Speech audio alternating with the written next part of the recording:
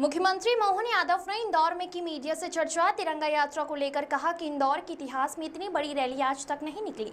प्रधानमंत्री नरेंद्र मोदी के नेतृत्व में देश की तीनों सेनाओं ने पड़ोसी मुल्क के दांत खट्टे किए, जमीन के भीतर छुपे आतंकियों को मार गिराया है, उनके परमाणु संयंत्र के पास हमला किया है। यहाँ मार पाकिस्तान कभी नहीं भूल पाएगा। सेनाओं का साहस बढ़ाने के लिए पंचायत स्तर से लेकर शहरों तक तिरंगा यात्रा निकाली जा रही है। 20 तारीख को इंदौर में आयोजित होने वाली कैबिनेट पर की चर्चा। कहा, लोक माता अहिल्या देवी को समर्पित कैबिनेट की बैठक इंदौर में आयोजित होने जा रही है। अहिल्या माता के 300वीं पुण्यतिथि पर 31 मई को भोपाल में विशाल आयोजन होगा। Bureau report. स्थान से लगाकर अहिल्या माता की इस नगरी में राजवाड़े तक आने का तिरंगा यात्रा का जो एक तरह से जनता का आत्मविश्वास प्रकटीकरण, सभी वर्गों का समावेश और उत्साह तो देखते ही बनता रहा।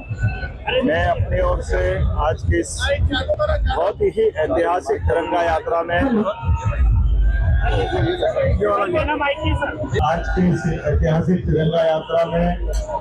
मेरे साथ माननीय मंत्री श्रीमान कैलाश सिंह देवगी जी, माननीय मंत्री तुलसीराम सिलावट जी, माननीय विधायक हमारे रमेश मेंदोला जी, गोलू शुक्ला जी, मनोज पटेल जी, आनंदी गौड़ जी, महेंद्र हाडिया जी, सांसद हमारी कविता पटदार जी, माननीय सांसद जी श्रीमान शंकर ललवानी जी, महापौर पुष्पमित्र भार्गव जी और जिलाध्यक्ष दोनों ग्रामीण और शहरी। इस अवसर पर हमारे महापौर, इस अवसर पर हमारे उधर पीछे से ये जीतू भाई गुलाटी जी पूर्व विधायक और गोपी भैया नेवा जी पूर्व विधायक, इधर हमारे विनय यादव जी, चावड़ा जी। मैं आज के इस अवसर पर सभी मित्रों को ढूंढ के धन्यवाद इसलिए दे रहा हूँ। हर एक ने अपने आप में अपनी अपनी टीम को ला करके एक साथ इंदौर की गरिमा के हिसाब से, मुझे नहीं मालूम, कैलाश जी भाई साहब बता रहे थे कि आज तक इतनी भीड़ एक साथ कभी इंदौर में नहीं रही। ये ऐतिहासिक रिकॉर्ड बना है। यशस्वी प्रधानमंत्री के नेतृत्व में देश की तीनों सेनाओं ने इस प्रकार से दुश्मन के दांत खट्टे किए, आतंकवाद के खिलाफ एक सशक्त रणनीति के अंतर्गत एक ऐसा नया ऑपरेशन सिंदूर के माध्यम से नई नीति का उद्घोष किया गया। हमारी बहन बेटियों के सिंदूर में हाथ डालने वालों को जमीन के नीचे से निकाल करके जो मारने की मार पड़ी, पाकिस्तान जीवन भर नहीं भूलेगा। और दुनिया के सभी नेताओं के सामने जिस प्रकार से यशस्वी प्रधानमंत्री ने न केवल सेना को तैयारी का पर्याप्त समय दिया, बल्कि तैयारी के बाद जब मार पड़ी तो आज वो हमारे बीच में दुनिया का एक नया रिकॉर्ड बना है। इतने कम समय में एक परमाणु संपन्न राष्ट्र के घर में जाकर के मारना, और वो भी परमाणु ठिकाने के पास जाकर के। साथ ही साथ एक के साथ कितने प्रकार के हमारी सेना ने पराक्रम दिखाए हैं। जिन आतंकवादियों के जनाजे के साथ पाकिस्तान का झंडा लगा करके जो शोक व्यक्त करने आए, उनको जनाजे वाले के साथ ही भेजने का काम कर दिया है। यह है पराक्रम हमारी सेना का।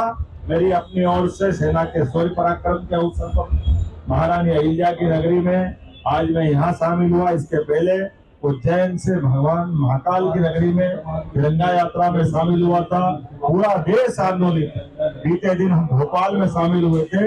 एक एक करके हर नगर हर शहर में पंचायत तक हमारी ये तिरंगा यात्रा जारी रहेगी। मेरे अपने इस पूरे आयोजन को लेकर के जिस प्रकार से हमारे माननीय भाजपा के अध्यक्ष के साथ साथ सभी वर्गों का, सभी धर्मों का, सभी धर्म गुरुओं का, सभी पूर्व सैनिक पदाधिकारियों का, एनसीसी के बच्चों का, एनएसएस के बच्चों का, हर वर्ग को संयोजित करने का जो प्रयास किया है, ये एकजुटता ही भारत को आगे ले जाएगी। मैं यशस्वी प्रधानमंत्री को एक और कारण से बधाई देना चाहूंगा।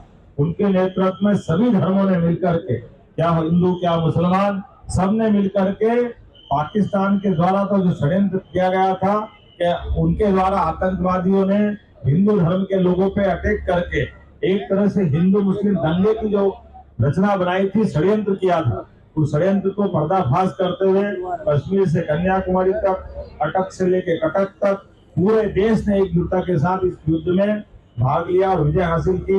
मेरी अपनी ओर से बधाई। आज से 4 दिन बाद इसी अहिल्या माता की नगरी पर उनकी 300वीं जयंती के अवसर पर इसी राजवाड़े में हमारी सरकार के द्वारा कैबिनेट का आयोजन किया जा रहा और इस कैबिनेट के माध्यम से हमारे विकास के नए कीर्तिमान बनेंगे। सुशासन की प्रतीक महारानी अहिल्याबाई का 300वां जयंती वर्ष है। ऐसे में हमने उनके इस कार्यक्षेत्र